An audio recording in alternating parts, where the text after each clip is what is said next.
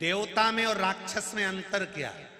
एक बार सारे राक्षस सब असुर ब्रह्मा जी के पास पहुंच गए और ब्रह्मा जी के पास जाकर सारे असुरों ने कहा हमको अच्छा नहीं लगता तुम देवताओं की बड़ाई करते हो, सारे देवताओं का नाम लेते हो, सारे देवताओं की बड़ाई करते हो, सारे देवताओं को आगे आगे रखते हो, हम असुर हैं। वो अदिति की संतान तो हम दिति की संतान। दिति और अदिति इनका पति एक ही था। अब पति एक है और संतान दो तरह की है, एक असुर है राक्षस प्रवृत्ति की और दूसरी देवता। अब जरा विचार करिए, कहा सारे असुरों ने ब्रह्मा जी से कहा हमको ये अच्छा नहीं लगता, तुम देवताओं की बड़ाई करते हो, देवताओं का इतना नाम होता है, देवताओं का जय जयकार होता है, देवताओं का क्रम चालू हो जाता है, देवताओं को प्रथम रखा जाता है, हमारा नाम नहीं आता। असुरों को गुस्सा आ गया। ब्रह्मा जी ने कहा घबराओ मती, कल एक अर्जेंट मीटिंग बुलाते हैं और उस मीटिंग में सबके संशय को मिटा देंगे, पंचायत रखेंगे, तुम सब आ जाओ और एक काम करना, खाना भी यहीं खाना, मैं सरस्वती जी से कह दूंगा भोजन तैयार रख लेंगे, सारे असुर कल आओ, मैं देवताओं को भी बुला लूंगा, खाना सबको यहीं खाना है, भोजन सबको यहीं करना है, असुर भी करना देवता भी करेंगे। सब इकट्ठे होके आ गए, मीटिंग होने लगी, इधर सारे असुर बैठ गए, इधर सारे देवता बैठ गए। ब्रह्मा जी ने कहा मीटिंग बाद में होगी, पहले सब खाना खा लो, गरम गरम भोजन है, अच्छे से पाओ। सब उठने लगे। ब्रह्मा जी ने हाथ जोड़कर देवताओं से कहा चलिए साहब। इतने में असुरों को गुस्सा आ गया, ये देखो फिर तुमने चाल चल दी, जब हम बैठे हैं तो हमको भी तो कहना था, अब कुछ भी हो जाए पहले खाना हम खाएंगे चाहे कुछ भी हो, हमेशा देवता ही देवता आगे हम पीछे। ब्रह्मा जी ने कहा कोई बात नहीं भैया, एक काम करो, देवताओं तुम बैठ जाओ, असुर तुम पहले भोजन करने चलो। चलो अब भोजन की पंगत लगी, सबको लाइन से बिठा दिया। ब्रह्मा जी ने कहा हमारे ब्रह्मलोक का एक नियम है, क्या? भोजन करने से पहले तुम्हारे हाथों में एक एक डंडा बांधना पड़ेगा। अब ब्रह्मा जी ने एक एक छड़ी बुलवाई, डंडी उनके हाथ में बांध दी रस्सी से, इधर बांध दी रस्सी से, सारे असुरों के हाथ में डंडे बांध दिए। अब उनसे कहा खाओ। अब असुर राक्षस सोचे बताओ खाएं कैसे। अब इन्होंने बड़ी मुश्किल से लड्डू उठा भी लिया तो हाथ तो लंबा की लंबा, क्योंकि ये मुड़े ही नहीं, क्योंकि डंडा बना। अब खाए कैसे? तो इन्होंने ऊपर ले गए ने छोड़ दिया और बूंदा आ करे अंदर गिरे, कहीं कहीं का तो सही गिर जाए, कहीं कहीं का नाक से टकरा के नीचे, कहीं का ठोडी से टकराए नीचे गिर जाए। बड़ी मुश्किल से इन लोगों ने खाना खाया। पर लड्डू तक तो ठीक था, पर पूड़ी और दाल तो कैसे खाई होगी तुम ही देख लो, बड़ा मुश्किल। असुरों को क्रोध आ गया, इनको आया गुस्सा। इन्होंने कहा बताओ हमसे तो खाते ही नहीं बना, खा खा के देखा हमने, खाते नहीं बन रहा, देवताओं का भी तो नंबर आएगा, तब ये नियम उनके लिए लागू होता है कि नहीं होता हमको देखना है। अब बैठे देवता भोजन करने के लिए, देवता भोजन करने के लिए बैठे तो ब्रह्मा जी ने देवताओं से कहा चलो बैठो। अब असुरों ने कहा इनके लिए नियम, ब्रह्मा जी बोले शांत तो रहो, डंडा आ रहा है, डंडी आई, छड़ी आई, रस्सी आई, देवताओं का हाथ भी बांधा गया। हाथ बांधने के बाद देवताओं से कहा करो भोजन। अब देवताओं ने मन में विचार करा खाएंगे कैसे। तब देवताओं ने दूसरे देवताओं से कहा एक काम करो, आधे लोग आसन उधर बिछा लो, आधे अपन इधर बैठ जाते हैं, हम इधर से तुम्हें खिलाएंगे, उधर से तुम हमें खिलाना, दोनों का भोजन पूर्ण हो जाएगा। असुरों ने ब्रह्मा जी से कहा ये कहां की रीति है? ब्रह्मा जी कहते हैं बस असुर में और देवता में यही अंतर है, देवता दूसरे को खिलाते हैं तो उनको भी खाने को मिलता है, असुर स्वयं खाते हैं इसलिए वो दूसरे को खिलाना नहीं जान पाते। असुर में और देवता में एक अंतर है, स्वयं खा लेना सुकृति है, छुड़ाकर खा लेना विकृति है, और बांट कर खाना ये मेरे भारत देश की संस्कृति है, हम बांट कर खाते। आप दूसरे को पानी पिला रहे हो, आप दूसरे को लेकर जा रहे हो, आपने ड्राइवर के लिए मांगा मेरे ट्रैक्टर का ड्राइवर को अच्छे से रखना, तो इतने लोग अच्छे से अपने आप पहुंच गए। आपने दूसरे के कल्याण की बात करी, इसलिए हमारे यहाँ बार बार चिल्ला के कहते हैं विश्व का, जम के बोलो विश्व का कल्याण हो, धर्म की अधर्म का, प्राणियों में विश्व का कल्याण। हम क्यों कहते हैं विश्व का कल्याण? हमारे को क्या पड़ी विश्व के कल्याण की? क्योंकि हम दूसरे के लिए जब अच्छा मांगेंगे, हम दूसरे के लिए समर्पण का भाव मांगेंगे, हम दूसरे के लिए कुछ अच्छा मांगने का प्रयास करेंगे, हमारा अपना अच्छा अपने आप होते चले जाएगा, अपने आप।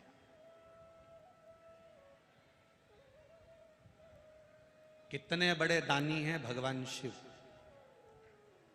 कितने बड़े दानी। दुनिया में दान दाताओं में अगर गिनती होती है, देवताओं के दानियों में अगर गिनती होती है, तो महादेव प्रथम में है। कितने बड़े दानी। अपनी खुद की लंका सोने की नगरी जो पार्वती जी के लिए बनवाई थी, वो सोने की नगरी लंकापति रावण को दे देते हैं। दुनिया में कोई ऐसा बता दो जिसने बिल्डिंग खुद के लिए बनाई हो, सुंदर शीश महल बनाया हो, सुंदर घर बनाया हो, सुंदर जमीन उपजाऊ करी हो, सुंदर फैक्ट्री डाली हो, और वो दूसरे को उठा कर दे दे। दुनिया में ऐसा दानी कोई नहीं होगा। महादेव ने अपनी धर्म पत्नी के लिए सुंदर सोने का महल बनवाया।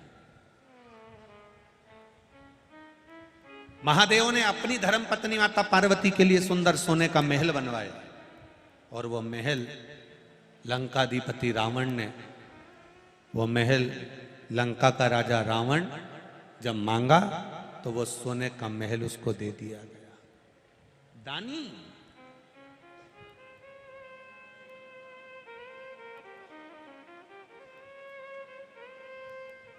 महाराज फिर भी लोग कहते हैं ब्रह्मा जी श्रेष्ठ है, लोग कहते हैं विष्णु जी श्रेष्ठ हैं, लोग कहते हैं ये श्रेष्ठ है, लोग कहते हैं वो श्रेष्ठ हैं। धीरे धीरे दुनिया के लोगों ने शंकर भगवान को एक कोने में ले जाकर बिठा दिया, और ये विचार करने लगे कि देवाधिदेव महादेव तो साधारण है, क्रोध के देवता हैं, ये तो गुस्सा ज्यादा करते हैं, गंजेड़ी हैं, भंगेड़ी हैं। कई लोगों ने कुछ ना कुछ उनके लिए बोलना प्रारंभ करा। पर एक बात अपनी जिंदगी में याद रखना, घर का जो व्यक्ति सबसे ज्यादा मेहनत करता है, घर का जो व्यक्ति सबके लिए काम करता है, घर का जो व्यक्ति सारे घर को जोड़ कर चलता है, सबसे ज्यादा बुराई का ठीकरा उसी के माथे पर फूटता है। सबसे ज्यादा नफरत उसी को मिलती है, सबसे ज्यादा दुख उसी को मिलता है, सबसे ज्यादा तकलीफ उसी को होती है। जो सबको जोड़कर चल रहा है, सबको लेकर चल रहा है, सबको संजो कर चल रहा है, सबकी सुनकर चल रहा है, सबको एक बनाने की सोच रहा है, सबको आगे बढ़ाने की सोच रहा है, सबको अग्रण्य बनाने की सोच रहा है, सबसे ज्यादा बुराई का ठीकरा उसी पर पड़ता है। विष किसने पिया? विष कौन पी रहा है? देवाधिदेव महादेव।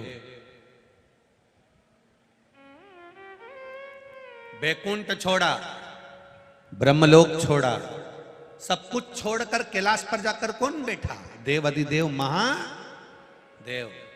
अच्छे अच्छे मकान छोड़े, बिल्डिंग छोड़ी, जमीन छोड़ी, शमशान में जाकर कौन बैठा है? देवाधिदेव महादेव। कौन बैठा? उसके बाद भी लोग कह दें कि नहीं नहीं नहीं वो ठीक नहीं। बस शिव की कथा जो कह रही है उसको जिंदगी में उतार कर रखना। शंकर का जो भक्त होता है उसका मन, उसका दिल, उसका हृदय साफ होना चाहिए, नहीं तो लंकाधिपति रावण भी था, सोने की लंका भी थी, बहुत साम्राज्य भी था, पर दिल साफ नहीं था, हृदय साफ। मत बुरे कर्म कर बंदे वरना पछताएगा, भगवान की आंखों से तू बच नहीं पाएगा, तू बच नहीं पाएगा।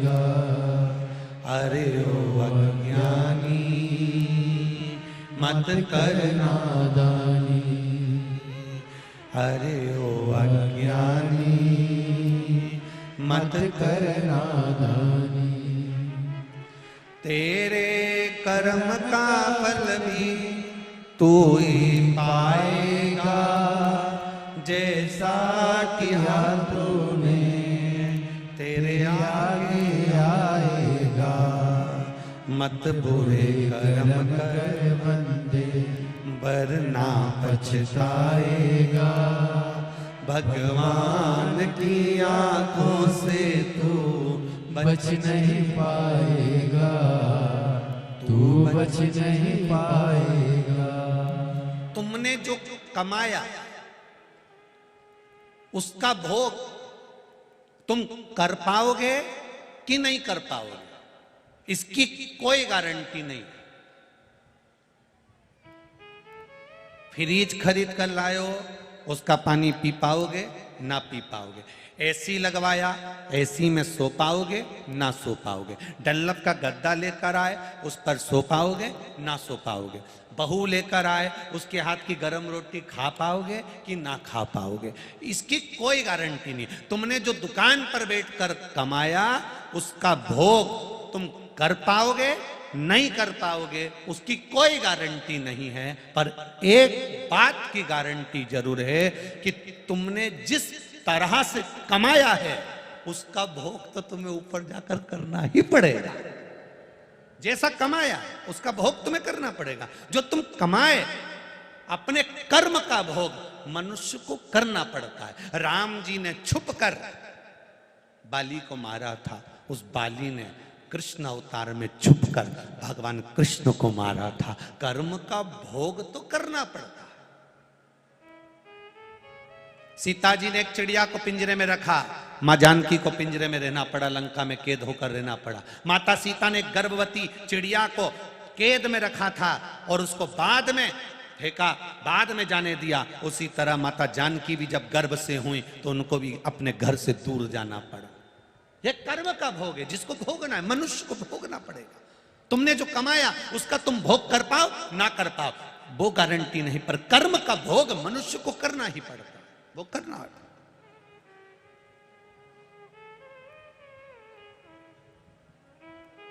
बहुत लोग कहते हैं गुरुजी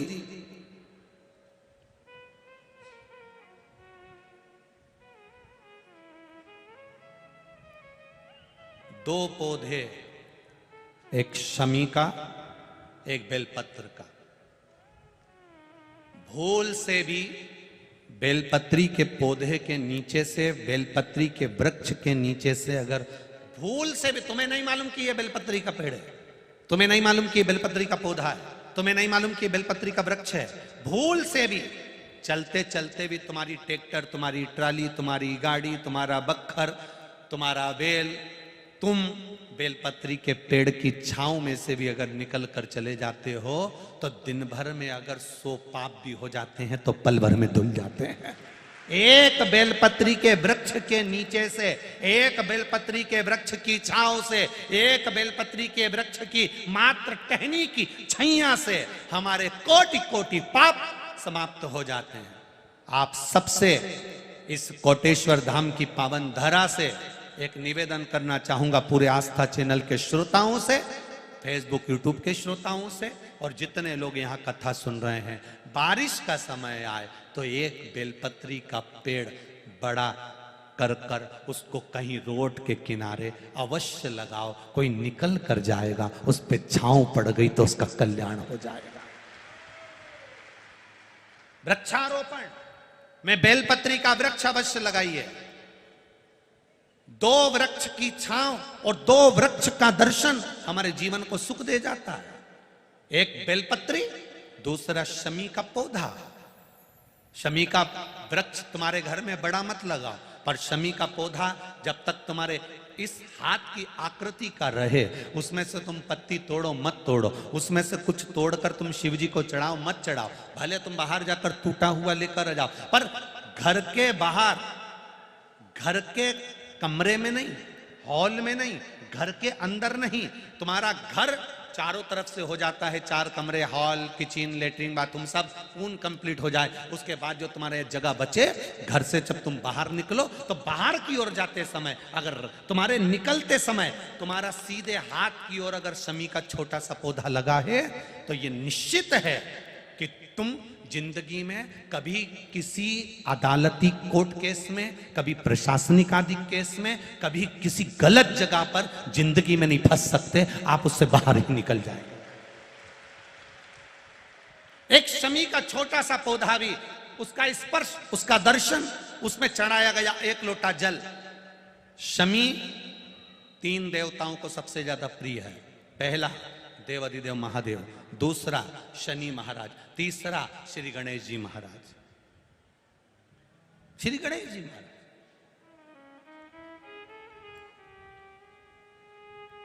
क्योंकि शमी की शादी करने वाला कौन था?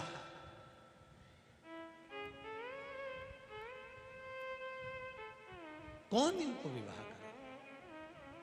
अभी आगे आप कथा में सुनेंगे, शमी और मंदार की कथा जब आएगी, शमी और आकड़े के फूल की, सफेद फूल, नीला फूल, गुलाबी फूल आकड़े का जो होता है, मंदार का होता है, उसका वर्णन जब आएगा आप उसमें श्रवण करेंगे। एक शमी का पौधा, तुम घर से बाहर निकल रहे, हाँ ये जरूर है कि जो फ्लैट में रहने वाले हैं वो इस पौधे को नहीं लगा पाएंगे,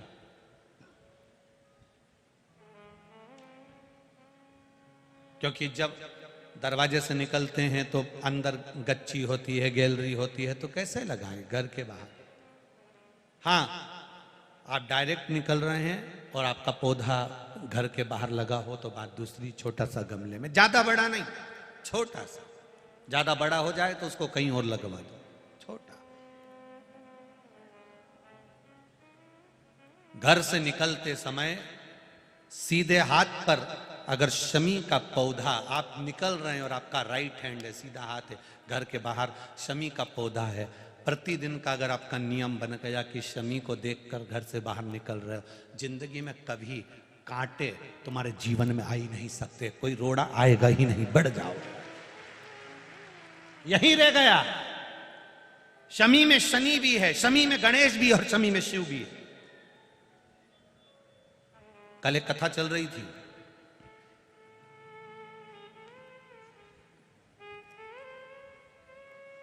उस कथा में कौस ब्राह्मण राजा रघु के पास जाकर कितनी स्वर्ण मुद्रा मांगे थे? बोलो बोलो जम के, 14 करोड़।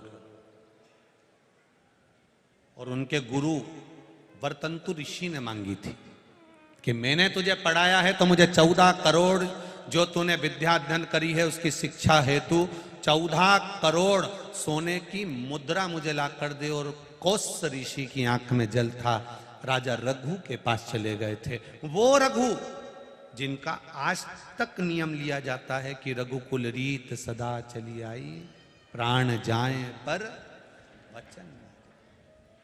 कौस आए, कौस ब्राह्मण ने आंख में जल भरा था।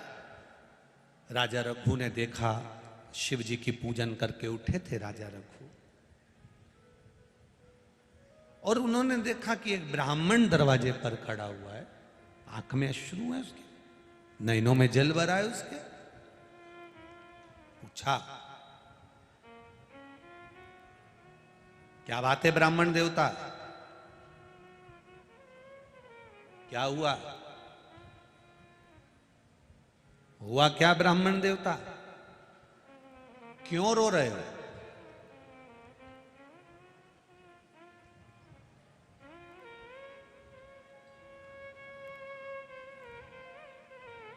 ब्राह्मण कौस के मुख से निकल गया, महाराज 14 करोड़ सोने की मुद्रा मुझे चाहिए, मेरे गुरुजी वर्तंतु ऋषि को मुझे देना है, क्योंकि उन्होंने मुझे पढ़ाया है, शिक्षा दी है।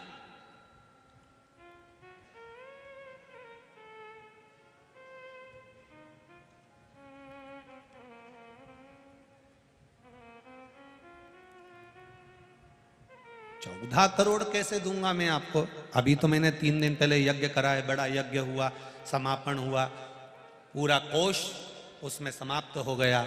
अब मेरे पास इतना नहीं बचा, 1,000 मांग लो, 5,000 मांग लो, 10,000 मांग लो, 20,000 सोने की मुद्रा दे देता हूं।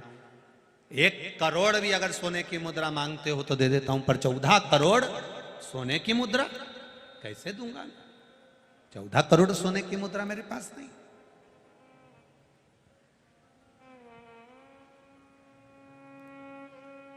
हाथ जोड़कर ब्राह्मण खड़ा और कहता है कि 14 करोड़ ही चाहिए महाराज। ठीक है, राजा रघु इतनी जल्दी किसी को वचन नहीं देते, और वचन दिया है तो फिर निभाना। राजा रघु ने अपनी धर्म पत्नी की ओर देखा, और धर्म पत्नी ने देखा कि ब्राह्मण का बालक है, आंख में आंसू भरा है, इसको रोता हुआ नहीं देख सकते, दे दो। पत्नी से कहा 14 करोड़ स्वर्ण मुद्रा नहीं है राजकोष में। आपने देवाधिदेव महादेव की पूजन करी है ना? शंकर का जो भक्त होता है ना, वो अड़भंगा होता है, अड़भंगा।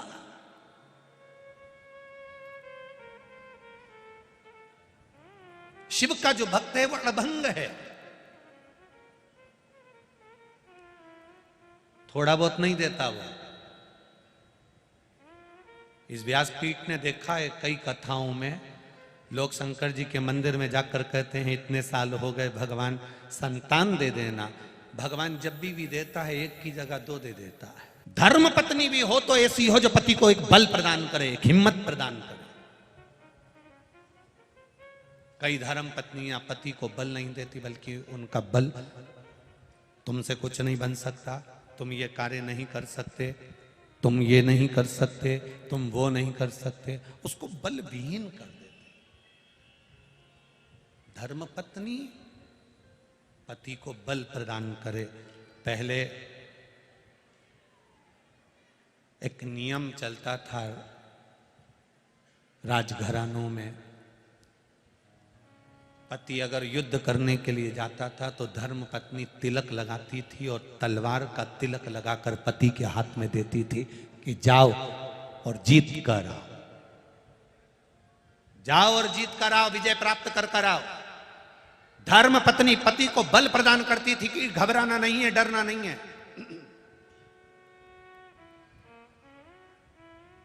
शिव भी यही कहते हैं, क्यों घबराना? विपदा की जब घड़ी आ जाए, विपदा का जब समय आ जाए, विपदा तुम्हारे सामने हो तो घबराना नहीं है। मेरे साथ हैं भोलेनाथ जी, किस बात की चिंता? क्यों चिंता कर? जो होगा देखा जाए।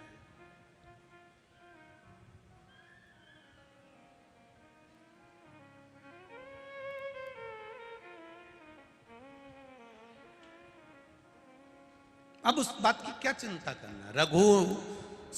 राजा रघु से उनकी धर्म पत्नी कर रही है। शिव जी की पूजन कर आयो, शंकर जी का अनुष्ठान कर आयो, शंकर की आराधना कर आयो। आपसे अगर कोई कहे तो तुम कह सकते हो शिव महापुराण की कथा सुनकर आयो। किस बात का डर, किस बात का घबराना? महादेव पर विश्वास है, टूट पड़ो।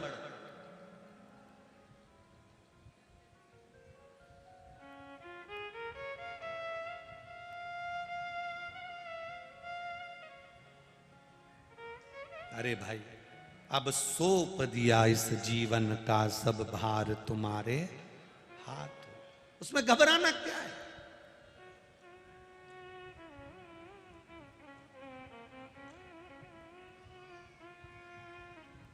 हम क्यों घबराए? किस लिए? अब राजा रघु ने धर्म पत्नी का कहना माना और वचन दे दिया। ब्राह्मण देवता, कल शाम के समय प्रदोष काल में आना, मैं आपको 14 करोड़ स्वर्ण की मुद्रा दे दूंगा।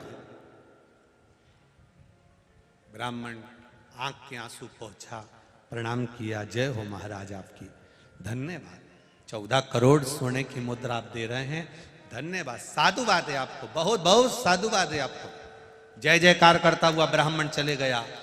चिंता में पड़ गए राजा रघु 14 करोड़ सोने की मुद्रा कहां से लाऊंगा?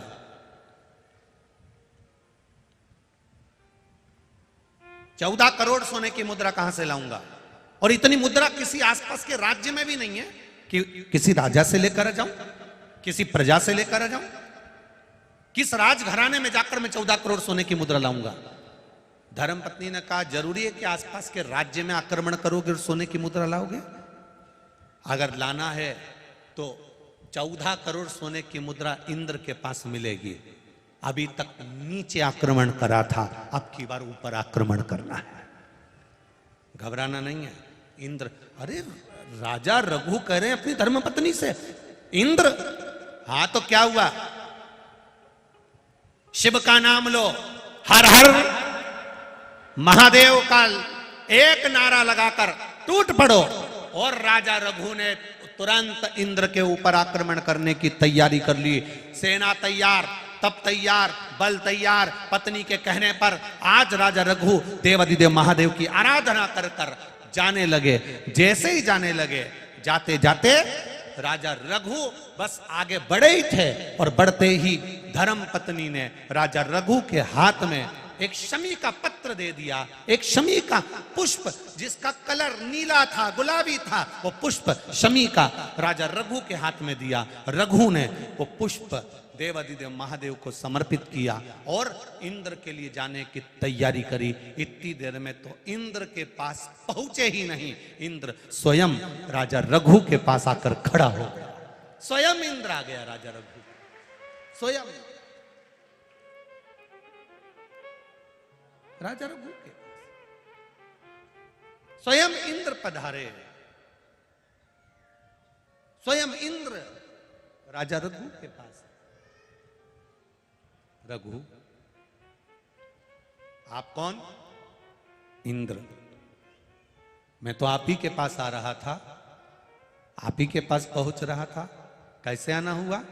इंद्र ने कहा, तू आक्रमण मत कर, तुझे 14 करोड़ सोने की मुद्रा चाहिए ना? चिंता का विषय नहीं है, चिंता का विषय, चिंता का विषय नहीं। प्रणाम।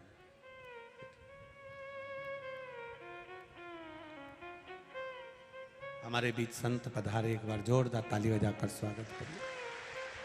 14 करोड़ सोने की मुद्रा का विषय नहीं है तो चिंता मत कर।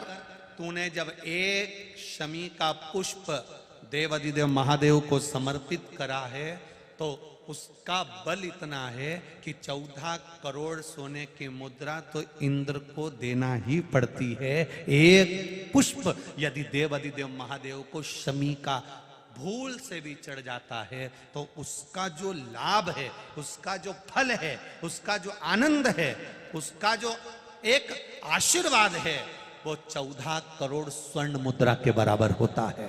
तो चिंता मत कर।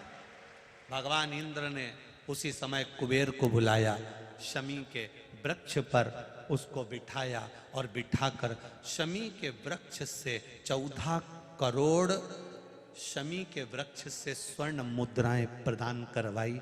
वो स्वर्ण मुद्रा 14 करोड़ जब प्राप्त हुई तो कोस को दी गई। कोस ब्राह्मण ने उन मुद्राओं को ले जाकर वरतंतु ऋषि को दिया। वरतंतु ने वो मुद्रा पाकर पुनः राजा रघु को प्रदान कर दिया। राजन, मुझे तो केवल इस शमी की महत्वता को जानना था, इसलिए मैंने ये लीला रची थी। आपसे निवेदन है, जिंदगी में प्रयास करना। जब जब कहीं ऐसा तुम्हें महसूस होने लगे, जब जब तुम्हें ऐसा लगने लगे, ऐसा लगे आपको कि जीवन में संपदा की, वैभव की थोड़ी सी कमी सी लगने लगे, तब प्रयास करना। प्रयास, तब प्रयास करिएगा कि कहीं नहीं जाना। एक शमी का पुष्प आस्था चैनल पर आप लोग दर्शन कर रहे होंगे, नीले कलर का एक सुबेरे कोई पत्रकार बंधु भी हमको ला कर दिए हैं शमी का पुष्प।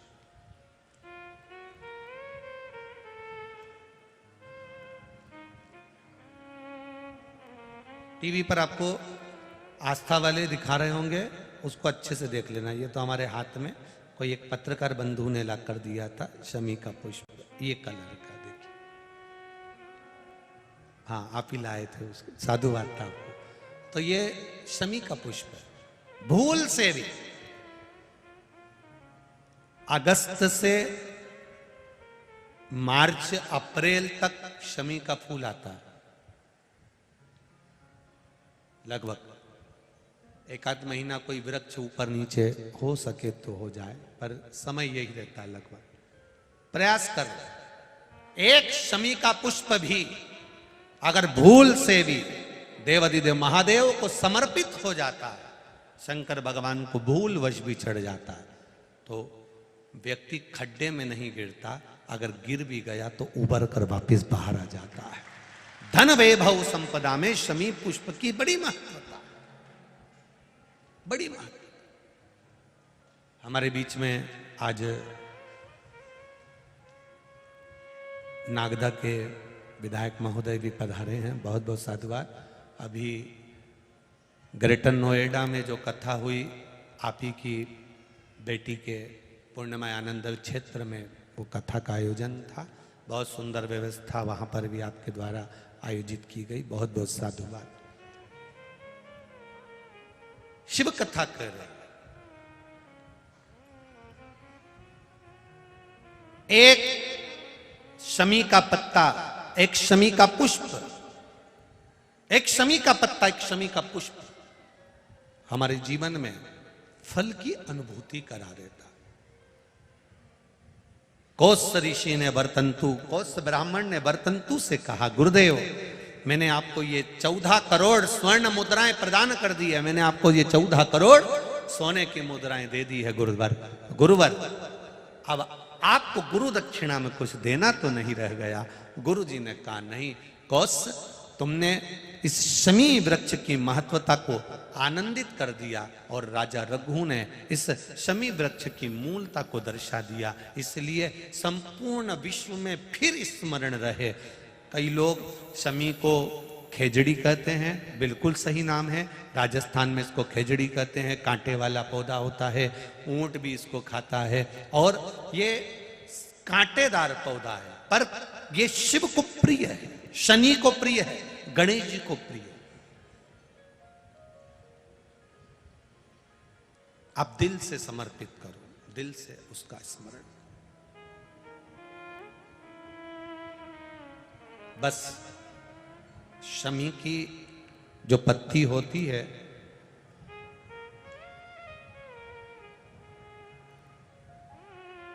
शमी की जो पत्ती होती है, एक पत्ती में जितनी पत्तियां लगी होती हैं और एक पत्ती के अंदर, जरा ध्यान देंगे, जैसे इस पत्ती में ढेर सारी पत्तियां लगी हुई है, उस पत्ती में से भी एक पत्ती तोड़ोगे और एक पत्ती तोड़ने पर उस पत्ती को भी अगर गिनोगे तो उसमें बहुत सारी पत्तियां होती हैं। आज प्रयास करना, अगर कहीं आपको शमी की पत्ती मिले तो जैसे ये पत्ती, इस पत्ती को तोड़ा गया, इस पत्ती में से एक पत्ती निकाली गई और एक पत्ती निकालकर आप धीरे से रखना, और उसमें भी बारीक बारीक बारीक बारीक बारीक बारीक बहुत सारी पत्तियां नजर आती हैं। शिव महापुराण की कथा कहती है, जो सोमवार की अष्टमी हो या प्रदोष का व्रत हो या 12 महीने की शिवरात्रि हो या किसी भी दिन प्रदोष काल के अंतर्गत शंकर भगवान को एक शमी का पत्ता कोई भूलवश भी समर्पित कर देता है, तो जितनी एक पत्ती में पत्तियां होती है और उस पत्ती के अंदर भी एक पत्ती को तोड़ने के बाद जितनी पत्तियां होती है, उतने जन्म मृत्यु लोक में मनुष्य के नहीं होते। 84 लाख योनियों में से वो योनियां कट जाती हैं और देव योनि प्राप्त हो जाती है। एक शमी पत्र की इतनी महत्वता है, एक शमी पत्र। आज के जमाने में दुनिया के लोग भक्ति तो करते, कई लोग कहते हैं हम 2 घंटा भजन करते हैं, हम 3 घंटा भजन करते हैं, हम 4 घंटा भजन करते हैं, हम 5 घंटा भजन करते हैं, हम 6 घंटा भजन करते हैं, पर कोई तुमसे कहे कि तुम्हारे हृदय में भक्ति कितनी आई, भजन का भाव कितना बड़ा, स्मरण कितना बड़ा, वो ज्ञात नहीं होता। हमारा भजन करते। ये उसी में का हाल है। जैसे एक व्यक्ति के दांत में दर्द हुआ, डॉक्टर के पास गया, डॉक्टर साहब मेरा दांत निकाल दो। डॉक्टर साहब ने कहा देखो हमारे पास जो सुन्न करने की दवाई थी ना वो खत्म हो गई है। नहीं डॉक्टर साहब दांत तो तुम्हें आज ही निकालना पड़ेगा। डॉक्टर साहब बोले सुन्न करने की दवाई नहीं है, तुम तो निकाल दो। अरे बहुत दर्द होगा, डॉक्टर कहता है बहुत दर्द होगा। अब मैं दर्द सहन कर लूंगा। नहीं तुम तो निकाल दो। नहीं डॉक्टर बोले नहीं सुन्न करने की दवाई नहीं है, दर्द बहुत होगा, मैं दर्द सहन कर लूंगा। डॉक्टर साहब इतने में डॉक्टर साहब ने उनके कंपाउंडर से बोला इससे पूछो ये कोई नशा वशा करता है क्या, पूछो इससे। तो उससे पूछा तू नशा करता है? हाँ। नशा करता है? हाँ। डॉक्टर साहब ने कहा नशा करता है तो एक काम करो ये थोड़ा सा नशे में हो जाएगा तो इसका दांत निकाल देंगे तो इसको मालूम नहीं पड़ेगा, दे दो इसको नशे का। अब उसको दे दी। अब उसने नशे में धुत हो गया और डॉक्टर ने कहा अब तुम्हारा दांत निकाल सकते हैं। इतने में नशेला बोला किसके बाप में दम है मेरा दांत निकाल।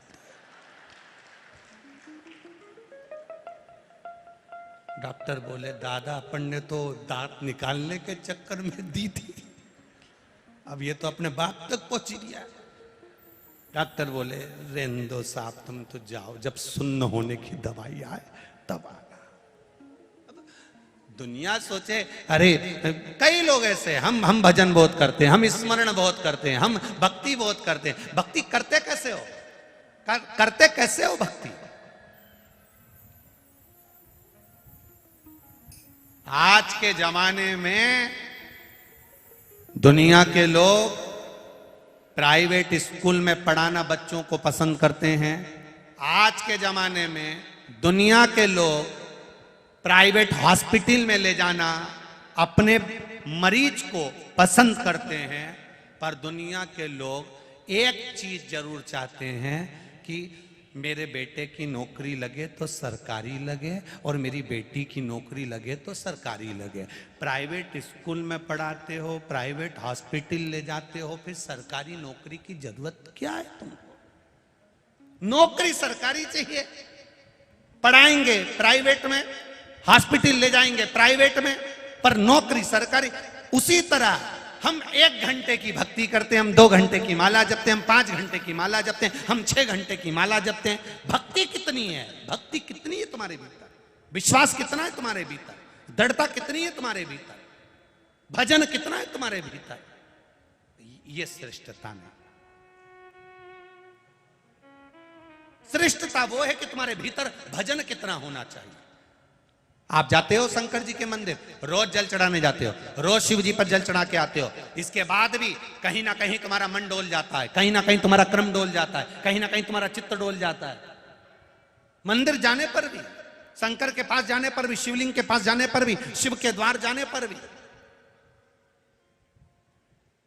फिर किसी ने कह दिया अरे वो वहां पे नई पवन उतरी है, सब सही सही बता दे।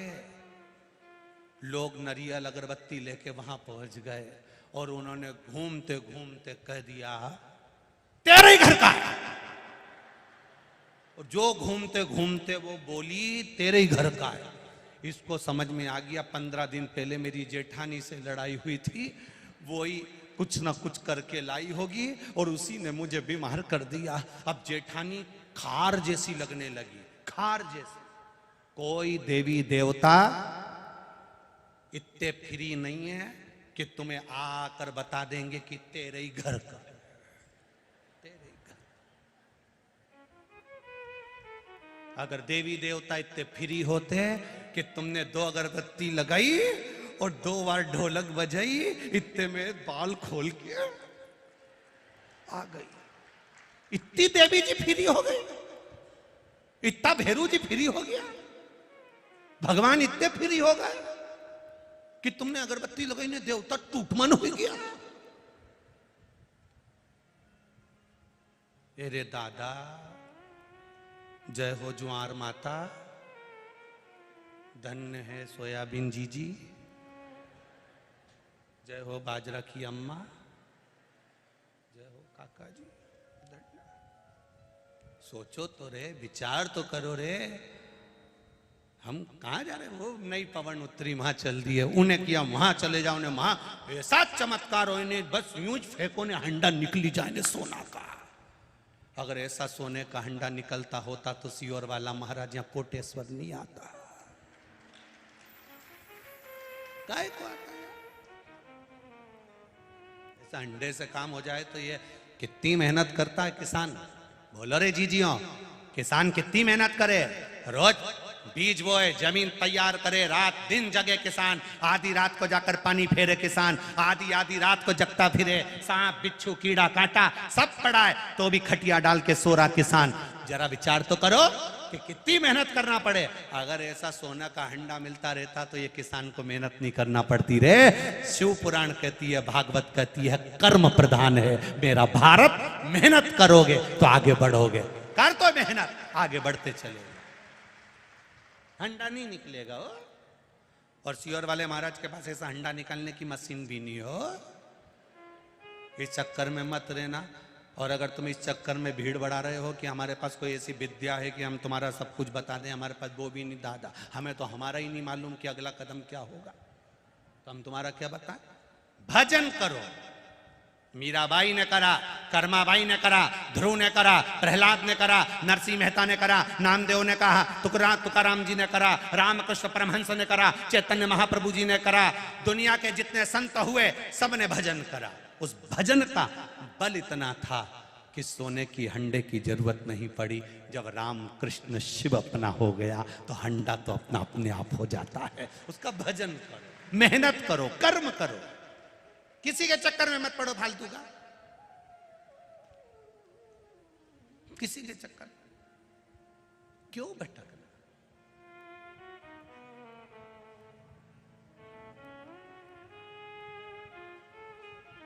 इधर उधर मत डोलो रे, अब वल्लभ के बोलो।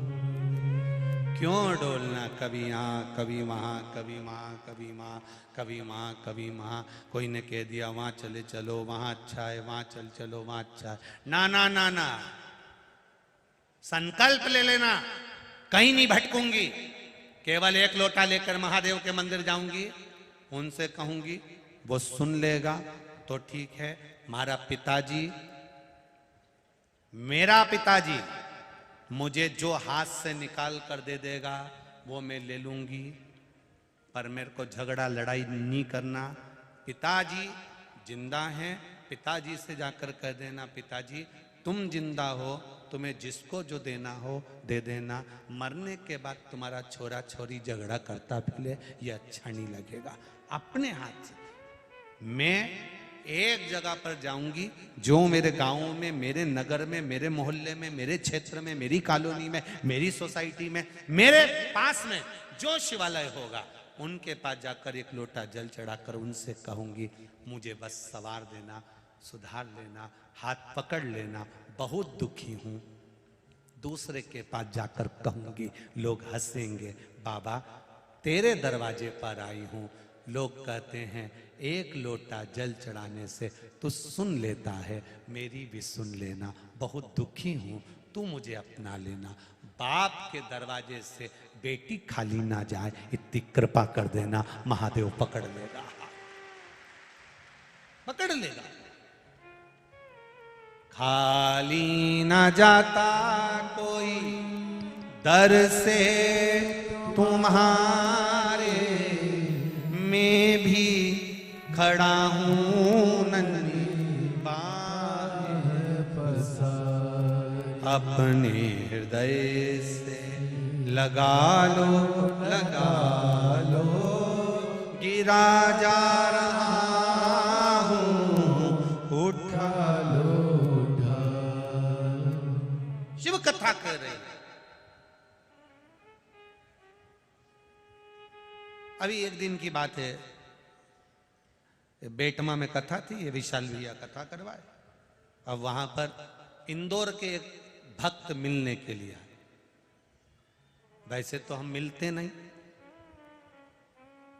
पर कथा का जो विराम दिवस होता है उसके एक दिन पहले शाम को हम थोड़ा मिल लेते, जिनके यहाँ ठहरते हैं उनसे भी, जो जजमान परिवार उनसे। हम नहीं मिलते पूरे 7 दिन में। ये विशाल भैया भी जाने, ये सिसोदिया जी भी, शरद भैया से पूछना, इन लोगों से भी हम नहीं मिलते। एक नियम बना रखा है। हाँ, पत्रकार बंधु कभी आए हैं सामूहिक रूप से, अलग अलग नहीं, वो भी कभी भी पत्रकार बंधु भी अकेले अकेले नहीं आए। और ये एकजुटता का एक आनंद है। पत्रकार बंधु भी सामूहिक रूप से आए, एक बार मिल लिए, हो गया। किसी से हम नहीं मिलते ज्यादा। आपने देखा होगा जहां हम ठहरे, हम कमरे से भी बाहर नहीं निकलते। जितनी देर आपसे मिलेंगे उतनी देर महादेव से मिल लेंगे तो जिंदगी सवर जाएगी। मिलकर करेंगे भी क्या? आप आओगे, सेल्फी लोगे, फोटो खिंचाओगे, चला जाओगे। एक फोटो हम भी हमारे महादेव के साथ रोज भजन करते करते खिंचा लें तो जिंदगी सार्थक हो, आनंद हो। तुम भी फोटो खिंचाकर दूसरे को दिखाओगे, हम भी फोटो खिंचाकर उसको दिखा देंगे कि मिले थे सुंदर आनंद में, कोटेश्वर में भजन किया था गंगा के घाट पर। यहाँ लोग गंगा के तट पर जाते हैं, हम तो कहते हैं वहां जाने की जगह कोटेश्वर में जो गंगा बह रही है एक बार डुबकी यहाँ आकर लगा लो। ये सुख है, आनंद। गंगा कुछ चलकर कोटेश्वर धाम तक आ गई। बेटमा में कथा थी, शाम का समय एक परिवार मिलने को आया। एक डब्बा था उनके पास में इतना बड़ा जाली वाला, उसको लेकर आए। अब उसमें आंकड़े की जो जड़ होती है, उस जड़ में से गणेश जी निकलते हैं। जी जी, सुना है कि नहीं सुना आप लोगों ने? अरे बोलो तो जम के। हाँ सुना है ना? हाँ ठीक है, फिर तो कथा समझ में आ जाएगी तुमको। अब आंकड़ा की जड़ में से गणेश जी निकले। अब निकले तो उन्होंने उस पर सिंदूर मुंदूर पोत के डब्बा में लेकर आए और उन्होंने आकर कहा, कहने लगे गुरुजी देखो, हमें आंकड़े की जड़ में से हमने गणेश जी, हमारे यहाँ आंकड़े का पेड़ था और आंकड़े का पेड़ था और उसमें से हमने गणेश जी हमको मिले। पर गुरुजी, ये विशाल भैया पटेल की उस समय पर उनके जीजा जी और उनका जो भांजा है वो, और भांजा की बहू वहीं पर थी। आप उनसे पूछना कभी योग लगे तो कहा कि ये गणेश जी हमने, पर लोग कहते हैं कि आंकड़ा का गणेश जी रहे, खूब आनंदित होते हैं, खूब फल देते हैं गुरुजी, पर हमको भी हमने पूजन करी, इतना फल हमको मिलना चाहिए। तो हमने कहा क्यों नहीं मिलेगा, अगर आपका विश्वास दृढ़ है, भरोसा पक्का है और आप गणेश जी को गणेश जी मानकर पूज रहे हो तो उसका फल कभी खाली नहीं जा सकता, वो मिलेगा जरूर। आप आए नहीं, सुबह हो गई, मेरी पूजा की थाली धरी की धरी रह गई। कारण क्या है? आप क्यों नहीं आए, उसका कारण क्या है? क्यों नहीं पहुंचे, उसका कारण क्या है? हम कौन सी गलती कर जाते हैं, महादेव हमारे नहीं हो पाते, उसका कारण क्या है? शिव महापुराण अगर अच्छे से जिसने पढ़ी है, जिसने स्मरण किया है शिव महापुराण का, वो जानता है कि आंकड़े का गणेश भी किस जगह का बनाया जाए, उसमें जो तुम्हारा भजन, तुम्हारा कीर्तन, तुम्हारा स्मरण का फल कितना। तो यह शिव पुराण उसका भी वर्णन करती है। शमी, जिसके पिताजी का नाम था औरव ऋषि, औरा ऋषि की बेटी है शमी। ये शमी है, ये औरा ऋषि की बेटी है।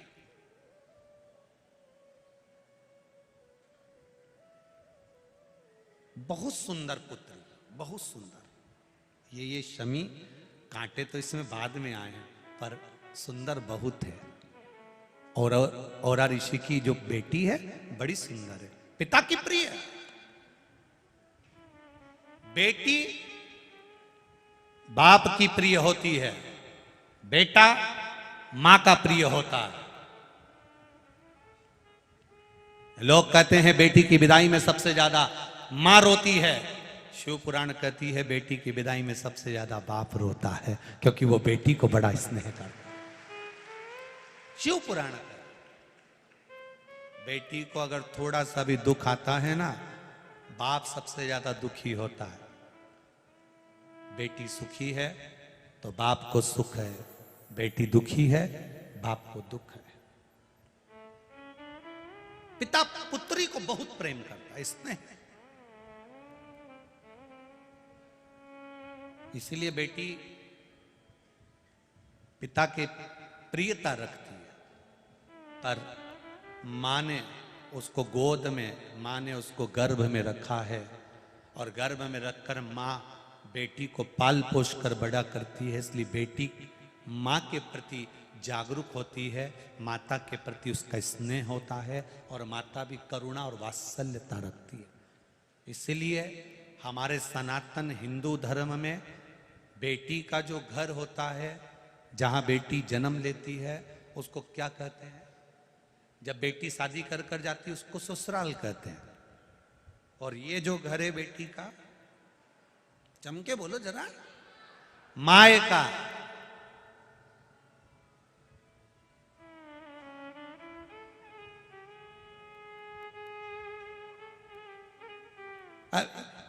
इसमें बाप का नाम नहीं है, आज तक किसी ने नहीं किया। जिस जो बोली तो बोली मायका जईरी,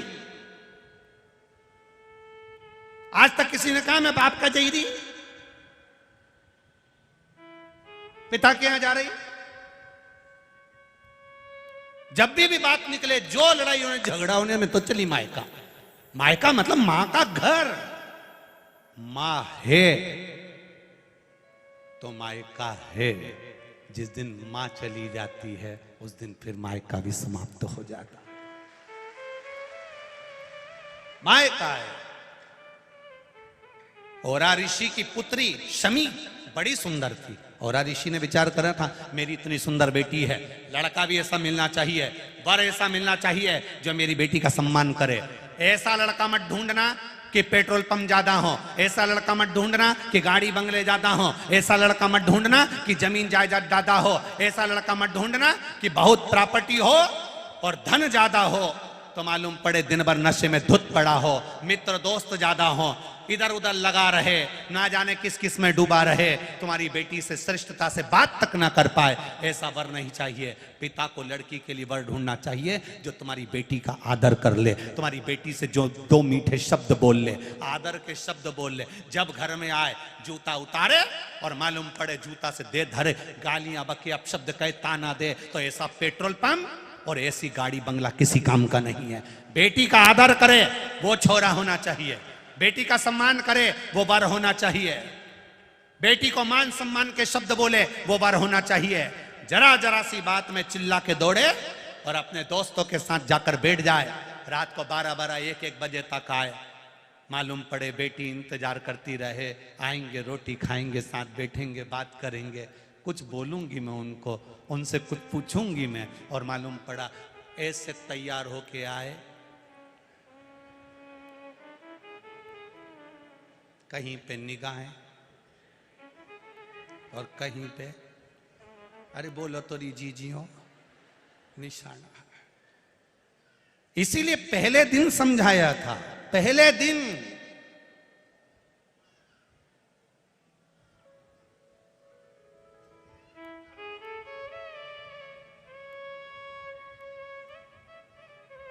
कितना रामदेव जी महाराज जब रुणीचा के रामदेवरा वाला मेरा रामदेव जी शादी करने गए, तो उनकी जो भाभी थी वो ऐसा सुपड़ा लई, देखा सुपड़ा, ऐसा सुपड़ा, वो में रई रखी थी, रई, वो में मूसल भी धरा था और सुपड़ा। तो भाभी ने वो रई को, रई जो थी ना ऐसी मथने की, देखी तुम लोगों ने, ऐसा वो छाछ मथे, ऐसी मथने की रई को पल्लू में ली और ऐसा पल्लू मल्लू डाल के ने भाभी ऐसा ऐसा क्या बोलते हैं उसको, परछंड, ऐसा ऐसा करे। तो रामदेव जी ने पूछा क्यों भाभी, इका करने से क्या हुआ? भाभी बोली देख वीरा, ये जो रई है ना, मैं इसलिए परछन कर रही हूं कि अच्छे से तू देख ले, अभी तक घर में मेरी मेरी चली है, और जिस दिन थारी लुगाई की चली ना, तो ये छाछ मथे नहीं मक्खन अलग कर दे, ऐसे तुझे किसी दिन भी घर से अलग कर दोगी। अब भाभी चली तो बड़ा सारा वो धान कूटने का मूसल लिया। अब रामदेव बाबा ने मूसल देखकर पूछा क्यों भाभी सा, ओ भाभी सा, भाभी सा, हाँ रे वीरा, ये मूसल क्यों लाई? तो भाभी बोले देख वीरा, अभी तक मेरी मेरी चली, और जिस दिन थारी लुगाई की चली ना, तो जैसे धान नहीं कूटे ऐसे तेरे को मूसल में धर के कूट दूंगी।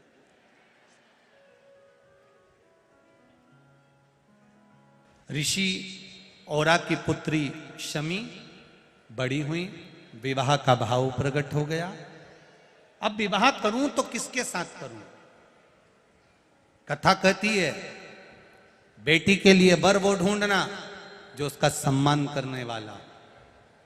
और बेटियों से निवेदन है, तुम्हारे पिता ने तुम्हें परवरिश करने में, पाल पोसने में, तुम्हें बड़ा करने में, तुम्हारी विद्या में, शिक्षा में, कपड़े पहनाने में, तुम्हें उच्च विद्या देने में तुम्हारे पिता ने कोई कमी नहीं छोड़ी। तो तुम कितने भी अच्छे पढ़ लो, कितने भी कॉलेज में चले जाओ, कितने भी वीआईपी स्कूल में पढ़ लो, पर तुम अपने घर के संस्कार को मत भूलना। अपने माता पिता को कन्यादान का मौका जरूर देना।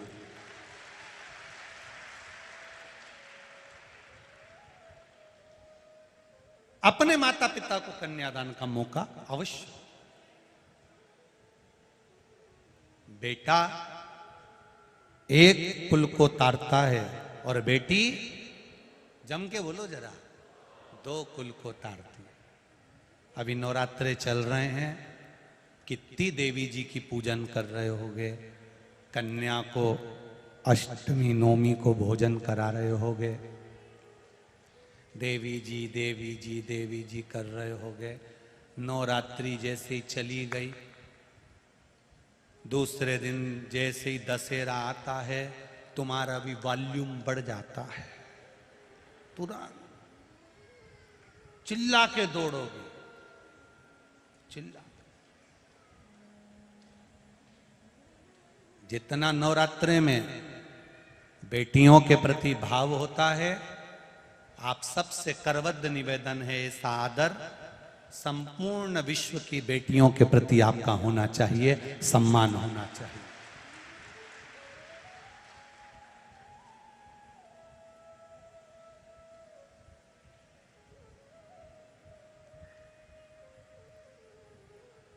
महिला दिवस लोग मनाते हैं, खूब पुरस्कार भी बांटते हैं, खूब अच्छी अच्छी सामग्री भी बांटते हैं, पर सही महिला दिवस कब मनेगा? सर्वश्रेष्ठ महिला दिवस उस दिन मनाया जाएगा जिस दिन भारत की बेटियां आनंद के साथ अकेले भी किसी रास्ते से निकल जाए और किसी की गलत दृष्टि ना पड़े, उस दिन महिला दिवस की प्रधानता रहेगी। भय में नहीं।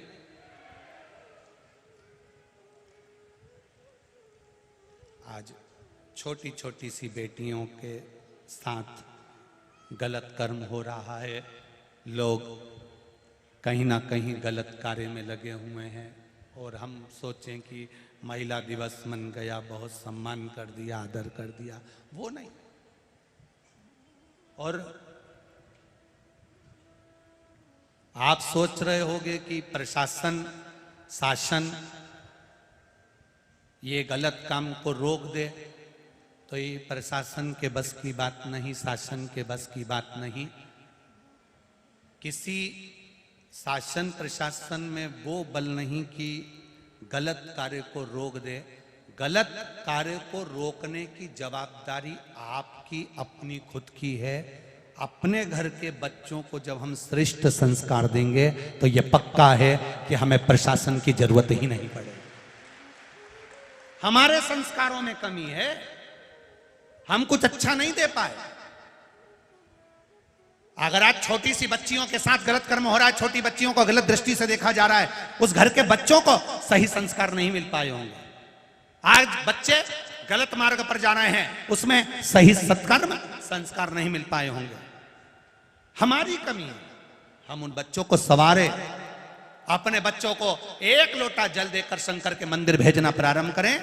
जिसके बच्चे बाल्यावस्था में एक लोटा जल लेकर शंकर के दरवाजे पर चढ़ते हैं, उस घर के बुढ़ों को, बुजुर्गों को वृद्धाश्रम के दरवाजे नहीं चढ़ना पड़ता।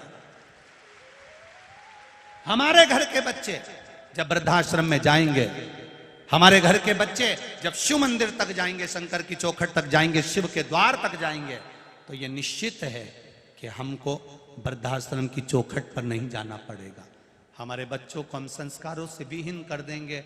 खूब पढ़ो पढ़ो पढ़ो पढ़ो, बड़े बड़े शहर में जाओ, पढ़ो पढ़ो पढ़ो, केवल एक होड़ लगी है बच्चों को डॉक्टर बनाना, इंजीनियर बनाना, कलेक्टर बनाना, सीए बनाना, एसपी बनाना, डीएसपी बनाना, ये बनाना, वो बनाना, केवल एक होड़ लगी है। बच्चों को पढ़ाना है, पढ़ाना है, पढ़ाना है। सुबह से शाम तक माता पिता भी ये कहते हैं पढ़ पढ़ पढ़ पढ़ पढ़। केवल एक होड़ लगी है कि पढ़ाना है। बस 10th करा दो, 12th करा दो, फर्स्ट ईयर करा दो, सेकंड ईयर करा दो, सीएस करा दो, ये करा दो। पर कोई माता पिता अपने बच्चे से ये अंदाजा लगा कर नहीं बैठे कि बच्चों से कहा जाए डॉक्टर बनना, इंजीनियर बनना, कलेक्टर बनना, एसपी बनना, एसडीएम बनना, सब बनना, पर उससे पहले संस्कारित बनना। क्योंकि मालूम पड़े मैंने जो बनाया, बनने के बाद तुम मुझे पूछे नहीं, आदर नहीं करे, सम्मान नहीं करे, सत्कार नहीं करे, तो तेरा फिर बनना किस काम का हो। आदर तो करो, सम्मान तो करो। शमी को देखा और ऋषि ने विचार करा मेरी बेटी का विवाह करना है मुझे। शमी इतनी सुंदर थी, कई वरों का प्रस्ताव शमी के लिए आया। कई वरों का प्रस्ताव, कई वर तो शमी के सामने आकर खड़े हो गए। शमी, मुझे तुमसे विवाह करना है। शमी ने कहा मेरा पिता मेरी दौलत है, मेरा बाबुल मेरा पिता मेरी दौलत है, मेरा पिता जो कहेगा मैं करूंगी।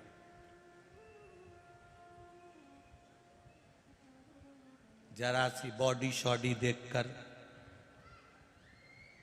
गाड़ी का 50 रुपए का पेट्रोल देखकर, नए नए लड़के गाड़ियां ले लेकर तुम्हारे सामने आ जाएं, भुड़ भुड़ करें। वो गाड़ी भी उनकी नहीं थी, सुधरने आई थी, तो उठा लाए थे और तुमको बॉडी शॉडी दिखाकर 50 रुपए की चाउमीन और गोलगप्पा खिलाकर तुम्हें गोल कर जाए। इस चक्कर में मत पड़ना, इस चक्कर में ना पड़िएगा। भारत की भूमि की बेटियां हो तुम,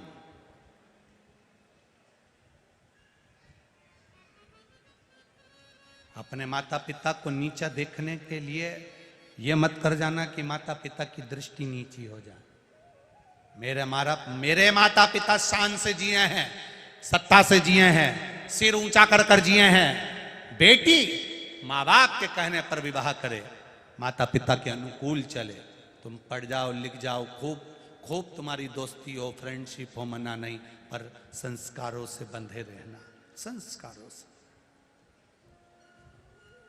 कितना संस्कारों से विहीन हो गए हम लोग, कितना। कई जगहों पर हमने देखा कि ब्राह्मण हो, क्षत्रिय हो, वैश्य हो, शूद्र हो, कई जगह पर हमने देखा कि पति पूजन कर रहा है, पाठ कर रहा है, स्मरण कर रहा है, अर्चना कर रहा है, और पत्नी का मन एक मिनट भी, एक क्षण भी पूजन में नहीं लगता। नहीं। देवराज, देवराज ब्राह्मण, बिंदुक, बिंदुक की पत्नी चंचुला, चंचुला का कौन सा मन भगवान में लगा हुआ था? चंचुला का चित्त कौन सा परमात्मा में लगा हुआ था? पति बिंदुक ने कई बार कहा, चंचुला चल काशी घूम कर आते हैं, चंचुला चल अपन हरिद्वार घूम कर आते हैं, चंचुला चल अपन वहां घूम कर आते हैं, चंचुला चल अपन वहां चलते हैं। पर चंचुला का चित्त, चंचुला का मन एक बार भी भगवान के मंदिर तक नहीं पहुंचा। बिंदुक ब्राह्मण था, देवराज ब्राह्मण था, उसके बाद भी धर्म पत्नी का मन, चित्त, वृत्ति मंदिर तक नहीं पहुंचती। बहुत कठिन, बहुत कठिन।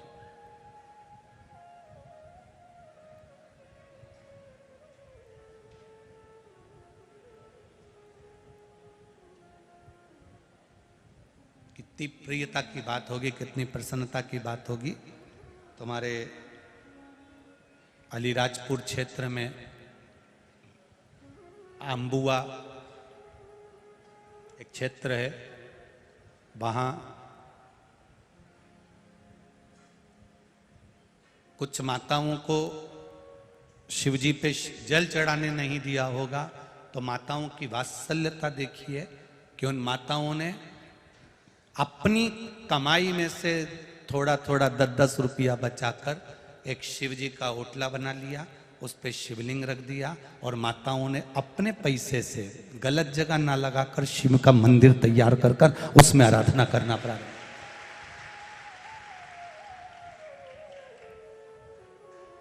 चर्मकार समाज, चमड़े का जूता बनाने वाले, संत रविदास जी के वंश के, साधारण वंश नहीं है, संत रविदास जी के वंश के। और उन माताओं ने कल सूचना आई कि गुरुजी हम चर्मकार समाज ने शंकर जी का मंदिर बना लिया, क्योंकि कोई टोके, कोई कुछ बोले, कोई कुछ बोले। गुरुजी प्रेरणा दी आपने, हमने मंदिर बनाया, आप उस मंदिर के लिए कभी पधारें। हमने उनको कहा तुम चिंता मत करना, चर्मकार समाज ने जो मंदिर बनाया है उसकी ओपनिंग में हम जरूर पहुंचेंगे, पक्का है प्रयास। क्यों विषय? बड़ी मुश्किल से मंदिर के दरवाजे लोग जाना चालू करे हैं। मेरा सभी ब्राह्मण, संत, साधु, सन्यासी, तपस्वी, साधक, उपासक और मंदिर के जितने ट्रस्टी होते हैं, मंदिर के जितने भी चलाने वाले होते हैं, उनके चरणों को दंडवत प्रणाम कर कर एक ही निवेदन है, बड़ी मुश्किल तक एक एक बच्चा बच्चा मंदिर तक जाना चालू करा है, इनको मंदिर से दूर मत करना। ब्राह्मण हो, क्षत्रिय हो, वैश्य हो, शूद्र हो, सबको मंदिर में जाने दिया जाए। जाति का भेद ना करा जाए कि ये ब्राह्मण है या क्षत्रिय है या वैश्य है, शूद्र है, ना ना, सब धर्म का व्यक्ति, सब वर्ण का व्यक्ति, सब जात का व्यक्ति मंदिर के अंदर प्रवेश करे। मेरा शंकर सबका, गरीब से गरीब का भी और अमीर से अमीर का भी। शिव जी के साथ उनका नाम है पशुपतिनाथ। क्या नाम है? जम के बोलो जरा। पशुपतिनाथ। पशुपतिनाथ का मतलब क्या होता है? जो पशुओं का भी नाथ है। एक एक कीड़ा, झिंगुर, इल्ली, पक्षी, पशु, जानवर, देवता, राक्षस, असुर, सबका वो देव है। उसी का नाम देव अधिदेव महादेव है। उसके लिए सब बराबर हैं, सब बराबर। पहले लोग शिव मंदिर नहीं जाते थे तो लोग कहते फिरते थे मंदिर में आते नहीं है, मंदिर में लोग आते नहीं है, पंडित जी अकेले घंटी बजाते आरती कर लेते। अब मंदिर में लोगों ने जाना चालू कर दिया तो लोगों को तकलीफ होने लगी। बताओ इतना पानी ढोल दिया, बताओ चावल ढोल दिया, बताओ ये ढोल दिया। और जिसमें आज के समय में मेरा विश्वास कहता है जितने लोग मंदिर जाते हैं उसमें से आधे लोग मंदिर को साफ कर कर भी आते हैं, क्योंकि ये शिव पुराण ने उनको साफ करना भी सिखाया।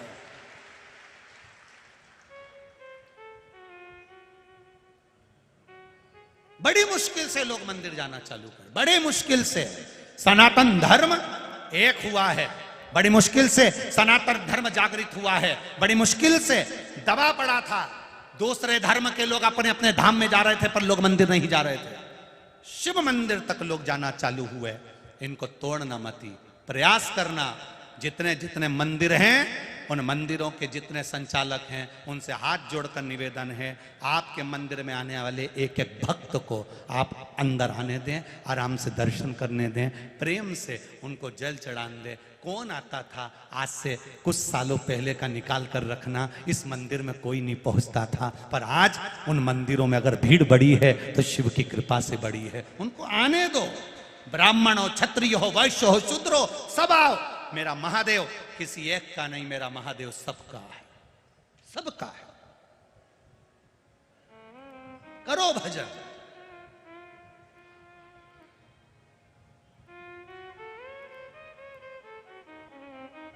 कितना कहीं धोबी समाज, रजक समाज, कहीं सेन समाज, नाई समाज, कहीं चर्मकार समाज, कहीं वाल्मीकि समाज, कहीं विश्वकर्मा, कहीं ब्राह्मण, कहीं क्षत्रिय, कहीं वैश्य, कई कई जगह पर भगवान शंकर की स्थापना कर रहे हैं, पूजन कर रहे हैं, अर्चना कर रहे हैं। प्रसन्नता होती है देखकर, आनंद होता है।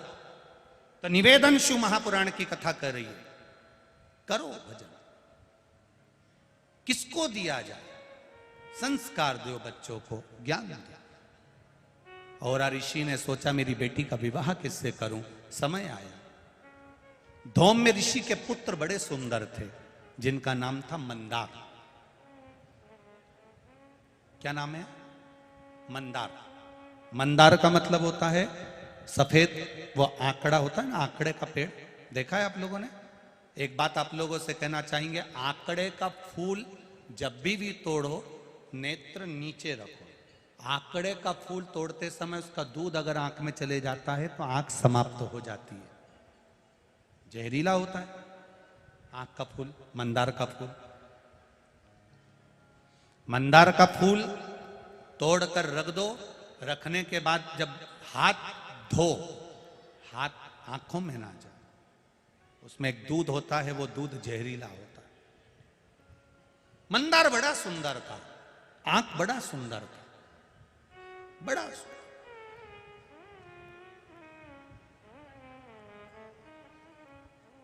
ये शिव जी का चौथा फूल है, मंदार का फूल।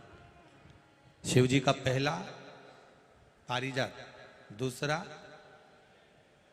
कनेर, तीसरा शमी, चौथा मंदार, आंकड़ा। मंदार बड़ा सुंदर था, बहुत सुंदर, अति रमणीय। धौम्य ऋषि के पास में सूचना पहुंची और ऋषि ने जाकर निवेदन करा कि मेरी बेटी शमी का विवाह करना है। और ऋषि तुरंत जब मंदार के पिता धौम्य ऋषि के पास जाकर बोले कि मेरे को बेटी का विवाह करना है, धौम्य ऋषि ने हाँ भर दी और मंदार के साथ में शमी की शादी हो गई, विवाह हो गया। शमी का विवाह होने के बाद में जिस दिन विवाह हुआ उसके ठीक तीसरे दिवस मंदार वापिस विद्याध्ययन करने के लिए अपने गुरु के दरवाजे पर चले गए। और जैसे ही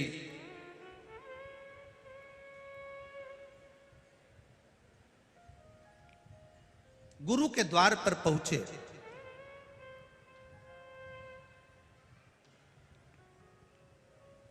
जाकर निवेदन करा।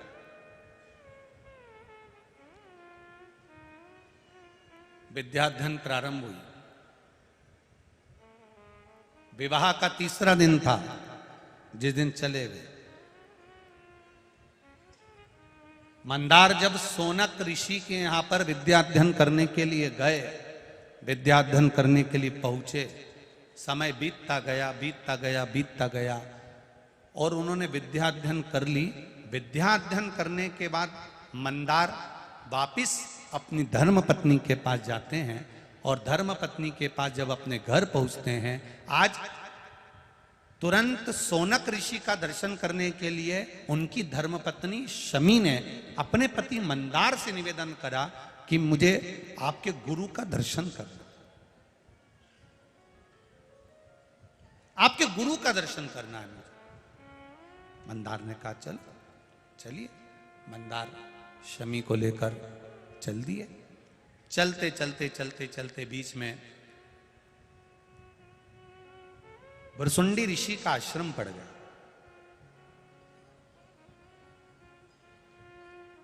अब इनको मालूम पड़ा, शमी ने पूछा आश्रम बड़ा सुंदर लग रहा है, बड़ी सुंदर जगह है, इतना सुंदर आश्रम है, किसका आश्रम है? मंदार ने कहा यहां पर भुरसुंडी बाबा रहते हैं, बड़े पहुंचे हुए संत है, पर आज तक मैं मिला नहीं हूं, आज तक मैं उनसे मिलना नहीं हुआ, आज तक मैंने केवल सुना है पर मिला नहीं हूं। शिव महापुराण की कथा कहती है आप जिसकी निंदा कर रहे हो एक बार उससे जाकर मिलना जरूर। क्या वो निंदा के लायक है? उससे एक बार जाकर मिलना जरूर, उसके पास पहुंचना जरूर, प्रयास करना, उसके पास जाकर एक निवेदन करना कि ये हम, कई लोग कह देते हैं वो व्यक्ति तो ऐसा है, बड़ा बेकार आदमी है, बड़ा गुस्सेला आदमी है, बड़ा विचित्र आदमी है। आप उससे मिले हो कभी जाकर? कभी उसके सामने पहुंचे हो आप? कभी उसके सामने पहुंचकर आपने बात करी है? कभी उससे एक क्षण आपका मिलना हुआ है? जब आप मिलोगे संशय मिट जाए। आप पहुंचे ही नहीं हो उससे मिलने के लिए तो कैसे कह सकते हो कि वो व्यक्ति बुरा है? एक पत्र आया है, देखिए।